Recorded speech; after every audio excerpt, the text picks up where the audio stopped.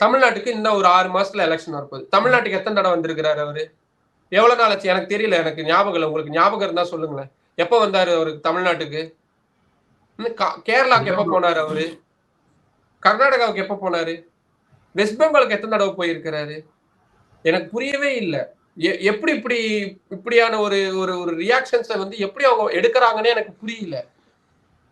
அப்போ எப்படி கேட்பாங்க? இப்ப திமுக கிட்ட போய் 40 தொகுதி கேளுங்க, இல்ல கடந்த முறை மாதிரி 25 தொகுதி கேட்டாங்கன்னா என்ன சொல்லுவாரு? சிஎம் என்ன சொல்லுவாரு?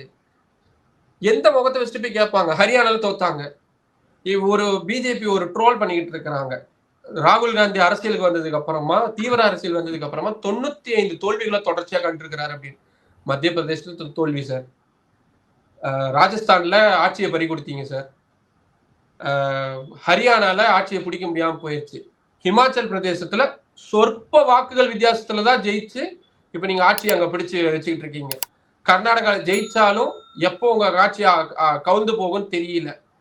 ஜம்மு காஷ்மீர் மாநிலத்துல 2 வாரத்துக்கு முன்னாடி அந்த மாநிலத்துல மாநிலங்களவை தேர்தல் நடக்குது. 4 சீட்டு.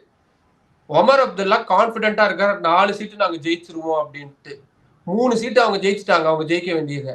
ஒரு சீட்டு கேட்டாங்க, ஒமர் அப்துல்லா கொடுக்கல. இல்லைங்க இப்ப வேண்டாம், பாத்துக்கலாம், பின்னாடி பாத்துக்கலாம், பழி வாங்கிட்டாங்க. பிஜேபி ஜெயிச்சிருச்சு. கிராஸ் ஓட்டு யார் போட்டாங்கன்னு பார்த்தா காங்கிரஸ்காரங்க தான் போட்டிருக்கிறாங்க. கூட்டணியில் இருக்கிறாங்க. அவங்களுக்கு என்னன்னா காங்கிரஸ் ஜெயிக்கணும், நான் ஜெயிக்காட்டி யாரும் ஜெயிக்கக்கூடாது, பிஜேபி ஜெயிச்சா பரவாயில்ல. எனக்கு புரியல இந்த மனநிலையை வந்து என்னால புரிஞ்சுக்கவே முடியல. காங்கிரஸ் முக்து பாரத் அப்படின்ற ஒரு கேம்பெயினை எவ்வளவு விரிவா பண்ணிட்டு இருக்காங்க பிஜேபி.